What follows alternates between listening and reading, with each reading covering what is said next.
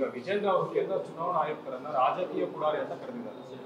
ನಿತೀಂದ್ರ ಸಿದ್ದರಾಮಯ್ಯ ಅವರು ಕೇಂದ್ರ ಚುನಾವಣಾ ಆಯುಕ್ತರನ್ನ ರಾಜಕೀಯ ಪುಡಾರಿ ಅಂತ ಕರೆದಿದ್ದಾರೆ. ವೋಟ್ ಚೋರಿ ಪ್ರೋಗ್ರಾಮ್ ಮಾಡಿದ್ದಾರೆ.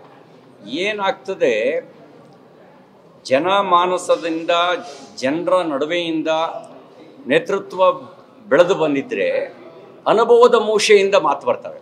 ಅಪ್ಪನ ಹೆಸರು ಹೇಳ್ಕೊಂಡು ರಾಜಕಾರಣ ಮಾಡೋರಿಗೆ ಅನುಭವ ಎಲ್ಲಿಂದ ಬರಕ್ಕೆ ಸಾಧ್ಯ? ಅಹಂಕಾರ ಇರುತ್ತೆ. ಅಪ್ಪನ ಹೆಸರಿನ ಅಧಿಕಾರದ ಅಹಂಕಾರ ಇರುತ್ತೆ. ಅಹಂಕಾರ ಹೀಗೆ ತಪ್ಪಿ ತಪ್ಪಿ ಮಾತಾಡಿಸುತ್ತೆ. ಅನುಭವದ ಮೂಸೆಯಿಂದ ಬಂದರೆ ಅವರು ಯೋಚಿಸಿ ಯಾವ್ದು ಹೇಳಿದರೆ ಸೂಕ್ತ, ಯಾವ್ದು ಹೇಳಿದರೆ ಸೂಕ್ತ ಅಲ್ಲ ಅಂತ ಯೋಚನೆ ಮಾಡ್ತಾರೆ. ಆದರೆ ಅಧಿಕಾರದ ಒಂದು ಮದ ಹೀಗೆಲ್ಲ ಮಾತಾಡಿಸುತ್ತೆ. ಅದೊಂದು ಸಂವಿಧಾನ ದತ್ತವಾಗಿರ್ತಕ್ಕಂಥ ಹುದ್ದೆ. ಚುನಾವಣಾ ಆಯುಕ್ತರು ಅನ್ನೋದು ಒಂದು ಸಂವಿಧಾನ ದತ್ತವಾಗಿರ್ತಕ್ಕಂಥ ಹುದ್ದೆ. ಅಂಥ ಒಂದು ಹುದ್ದೆ ಬಗ್ಗೆ ಮಾತಾಡಬೇಕಾದ್ರೆ ಯತೀಂದ್ರ ಅವರು ತನ್ನ ತಂದೆಗೆ ಅಗೌರವ ಬರೋ ರೀತಿಯಲ್ಲಿ ಮಾತಾಡಬಾರ್ದು. ಅವ್ರು ಮಾತಾಡಿರೋದು ಅವ್ರ ತಂದೆಯ ಸ್ಥಾನಕ್ಕೆ ಅಗೌರವ ಬರೋ ರೀತಿಯಲ್ಲಿ ಮಾತಾಡಿದ್ದಾರೆ. ಅವ್ರ ತಂದೆಯೂ ಕೂಡ ಒಂದು ಸಂವಿಧಾನಾತ್ಮಕ ಹುದ್ದೆಯನ್ನೇ ಅಲಂಕರಿಸಿರೋದು. ಮುಖ್ಯಮಂತ್ರಿ ಅನ್ನೋದು ಒಂದು ಸಂವಿಧಾನಾತ್ಮಕ ಹುದ್ದೆ. ಆ ಸ್ಥಾನದ ಹುದ್ದೆಯ ಘನತೆಗೆ ಅಗೌರವ ಬರೋ ರೀತಿಯಲ್ಲಿ ಮಾತಾಡಿ ಅಪ್ಪನ ಹೆಸರಿಗೆ ಕಳಂಕ ತರುವ ಕೆಲಸವನ್ನು ಮಾಡ್ತಿದ್ದಾರೆ. ಬಹಳ ಜನ ಅಪ್ಪನ ಹೆಸರಲ್ಲಿ ರಾಜಕಾರಣ ಮಾಡೋರೆಲ್ಲರೂ ಅವ್ರ ಅಪ್ಪನ ಹೆಸರಿಗೆ ಕಳಂಕ ತರೋ ರೀತಿಯಲ್ಲೇ ಮಾತಾಡ್ತಿದ್ದಾರೆ. ಸರ್, ಈಗ ಮಾಜಿ ಸಚಿವ ರಾಜಣ್ಣ ಅವರು ಹೇಳಿದ್ದಾರೆ ಕಾಂಗ್ರೆಸ್ನಲ್ಲಿ ಸಿಎಂ ಕಿತ್ತಾಟ ಆಗ್ತಾ ಇದೆ, ಡಿಸಿಎಂ ಅವರು ಡಿಕೆ ಶಿವಕುಮಾರ್ ಮಾಡಿದ್ರೆ ಕೆಪಿಸಿಸಿ ಬೀಗ ಜಗಬೇಕು ಅಂತ ಒಂದು ಹೇಳ್ತಿದ್ದಾರೆ. ನೋಡಿ, ಕಾಂಗ್ರೆಸ್ಸಿಗೆ 136 ಸೀಟನ್ನು ರಾಜ್ಯದ ಜನ ಕೊಟ್ಟಿದ್ದಾರೆ. 5 ವರ್ಷಕ್ಕೆ ಅಂತ ಕೊಟ್ಟಿದ್ದಾರೆ.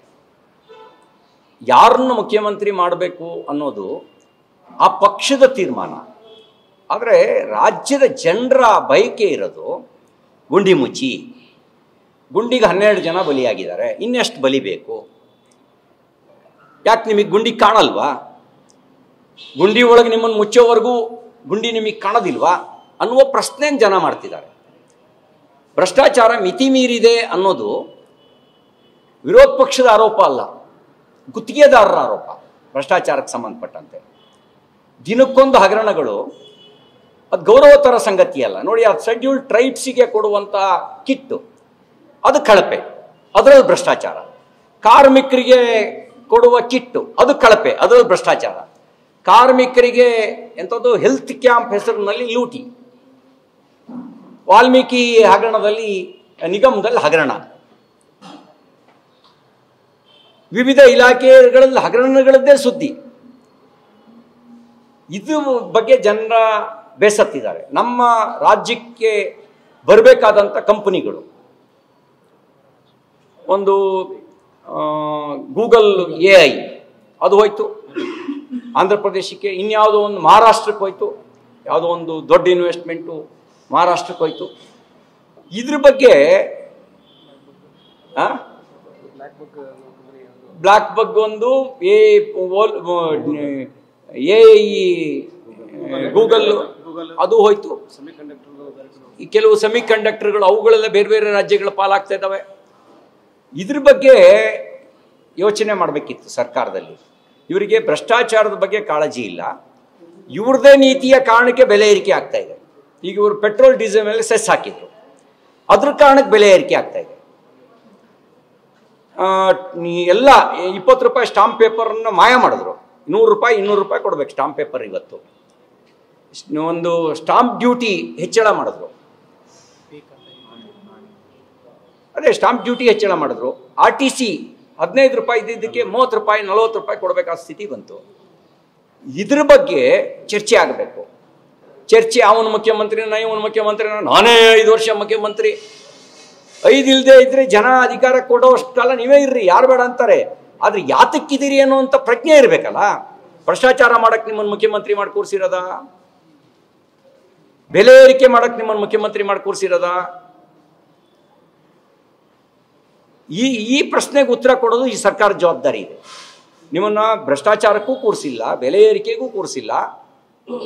ಇನ್ನು ಒಬ್ಬರ ಮೇಲೆ ಇನ್ನೊಬ್ಬರ ಮೇಲೆ ವಿವಾದವನ್ನು ಸೃಷ್ಟಿ ಮಾಡೋಕ್ಕೂ ಕೂರಿಸಿಲ್ಲ. ನನಗನ್ಸುತ್ತೆ ಉದ್ದೇಶಪೂರ್ವಕವಾಗಿ ಜನರ ದೈನಂದಿನ ಸಮಸ್ಯೆಗಳಿಂದ ಬೇರೆ ಕಡೆಗೆ ವಿಷಯಾಂತರ ಮಾಡೋಕ್ಕೋಸ್ಕರನೇ ಇವರುಗಳು ದಿನಕ್ಕೊಂದು ವಿವಾದವನ್ನು ಹುಟ್ಟುಹಾಕ್ತಿದ್ದಾರೆ ಅಂತ ಅನಿಸುತ್ತೆ. ಇದೆಲ್ಲ ಕಾಂಗ್ರೆಸ್ ಒಳಗಿನ ಟೂಲ್ ಕಿಟ್ ರಾಜಕಾರಣದ ಪರಿಣಾಮವಾಗಿ, ಅದು ರಾಜಣ್ಣವ್ರ ಹೇಳಿಕೆ ಇರ್ಬೋದು, ಪ್ರಿಯಾಂಕ್ ಖರ್ಗೆ ಅವ್ರ ಹೇಳಿಕೆ ಇರ್ಬೋದು, ಯತೀಂದ್ರ ಸಿದ್ದರಾಮಯ್ಯನವ್ರ ಹೇಳಿಕೆ ಇರ್ಬೋದು, ಈ ರೀತಿ ಹೇಳಿಕೆಗಳು ಸಿದ್ದರಾಮಯ್ಯನವರೇ ಸ್ವತಃ ಕೊಡೋ ಹೇಳಿಕೆ ಇರ್ಬೋದು. ಇವೆಲ್ಲವೂ ಕೂಡ ಜನರ ದೈನಂದಿನ ಸಮಸ್ಯೆಗಳಿಂದ ವಿಷಯಾಂತರ ಮಾಡೋಕೆ ಮಾಡ್ತಿರ್ತಕ್ಕಂಥ ಷಡ್ಯಂತ್ರ ರಾಜಕಾರಣದ ಭಾಗ ಅನ್ನೋದು ನನಗೆ ಅನುಮಾನ ಮತ್ತು ಆರೋಪ. ಸರ್, ಸಂಸತ್